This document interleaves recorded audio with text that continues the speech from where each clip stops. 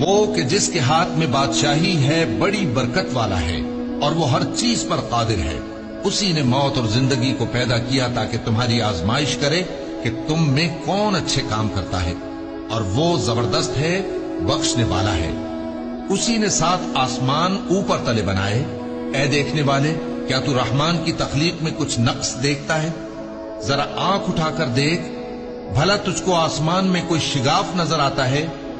پھر بار بار نظر کر تو نظر ہر بار تیرے پاس ناکام اور تھک کر لوٹ آئے گی.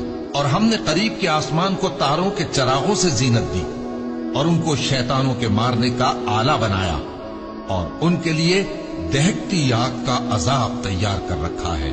اور جن لوگوں نے اپنے پروردگار سے کفر کیا ان کے لیے جہنم کا عذاب ہے، اور وہ برا ٹھکانہ ہے.